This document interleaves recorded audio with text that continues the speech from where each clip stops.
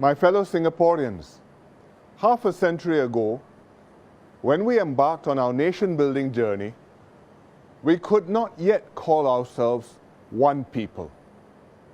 We found it hard to imagine how we would survive on our own, let alone progress together. But despite the odds, we made it. Last year in SG50, we celebrated how far we had come. Singaporeans now own and live in beautiful homes. Our incomes and our lives have improved year after year. Our children receive good education and have bright futures. Most importantly, our different races and religions live together in harmony. We share common spaces and celebrate one another's festivals. In January, I celebrated Pongal with my Indian friends. At Chinese New Year, I exchanged Mandarin oranges with non-Chinese friends. During Ramadan, I joined many iftars and enjoyed the bazaar at Geylang Serai. Only in Singapore. But we did not start out as one people.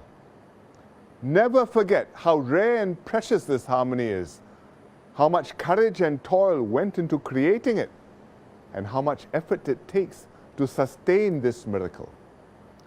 What we have here is remarkable, especially considering the state of the world today. Our journey to become ever more united continues. While we have made great strides, new challenges lie ahead. Let me name 3 of them.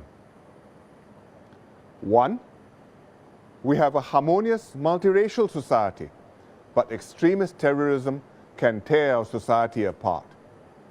In recent months, terrorists inspired by ISIS perpetrated attacks in the US, Europe, Turkey, Bangladesh, and closer to home, in Malaysia and Indonesia. There will be more. We know Singapore is also being targeted. We have detained self-radicalized Singaporeans and foreign workers. If a terrorist attack were to occur here, will we stand together or will we fall apart?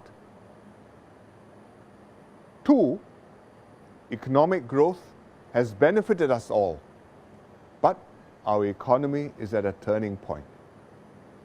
Globalization and technological change are disrupting our work and our way of life. Entire industries are being forced to innovate or perish. Our workers worry about their jobs.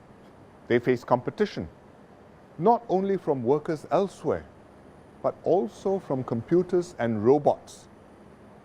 Can we continue to progress together and share widely the fruits of growth? Will our children have a brighter future? 3, our political system has thus far delivered good government, stability, and progress. But our society is changing, and our unity will come under new strains. How do we make sure Singapore continues to have clean and constructive politics and effective and stable government? How do we avoid the pitfalls of populism or political gridlock? Other countries facing similar challenges have run into trouble. In multi-religious societies, terrorism has caused distrust and tensions. In many advanced economies, growth is disproportionately benefiting a minority of the population. In cities across the world, graduates struggle to find jobs and young couples can't afford homes. As a result of all these challenges, politics in many countries has become divisive and angry. Voters lose faith in moderate parties, in the political center. Extreme views and parties gain support, not by offering better solutions, but by expressing voters' anger at their leaders and frustration with the way things are. The Brexit referendum was a vivid example. Can Singapore resist these forces? Other countries have more resources and bigger hinterlands, longer histories and stronger identities, and yet they have run into trouble. Can Singapore be different? I believe that we can. First, with terrorism, we acknowledge the threat honestly. Muslim Singaporeans are not afraid to take a forthright stand to condemn terrorist attacks and the perverted ideology of the perpetrators. And non-Muslim Singaporeans distinguish clearly between their peaceful Muslim fellow citizens and jihadist terrorists. Thus, we stand together and strengthen trust in our multi-religious society. Second, to enable us to prosper together, we are investing in every Singaporean. We are expanding and upgrading preschools to give every child a good start in life. Our schools cater to different talents so that every student can realize his potential and dreams. Skills Future will help everyone to upgrade themselves and master valuable new skills. We support companies' efforts to transform themselves and to innovate through R&D so that we can create new jobs in a changing world economy. To help us cope with more uncertain conditions, we have strengthened our social safety nets. Hence, the Pioneer Generation Package, Workfare, MediShield Life, CPF Life, and now Silver Support. We will ensure that our schemes are sustainable because our children must not be burdened with debt. Finally, to ensure good government, we are keeping our politics constructive and updating our political system. Singaporeans are coming together to solve problems and get things done. From developing Pulau Ubin to charting our future economy, we are fine-tuning our electoral system to make GRCs smaller and create more SMCs. The Constitutional Commission is studying improvements to the elected presidency to make it a more effective unifying institution and a stabilizer. However, the most fundamental factor in keeping Singapore exceptional is not good plans or adequate resources. It is whether we remain united.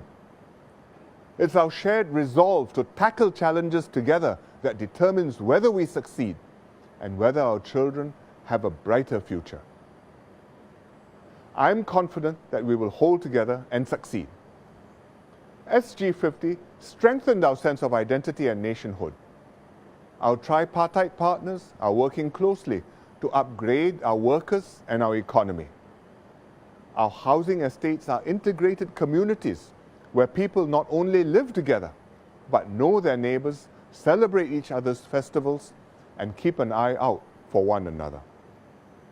Many Singaporeans spend time with the elderly and the disadvantaged and help the disabled get around.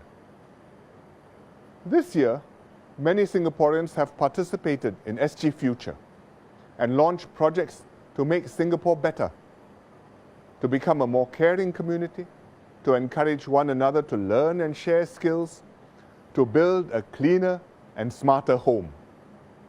These projects all reflect the spirit of service, the willingness to commit time and energy to make a better home for all. This is what unity means. It's more than a warm, fuzzy feeling. It's the iron resolve to hold together despite the challenges, despite the sacrifices we have to make. It was our forefathers' determination to be one united people, regardless of race, language, or religion, that drove them to transform Singapore over the last 50 years. The same resolve will carry us through the next 50.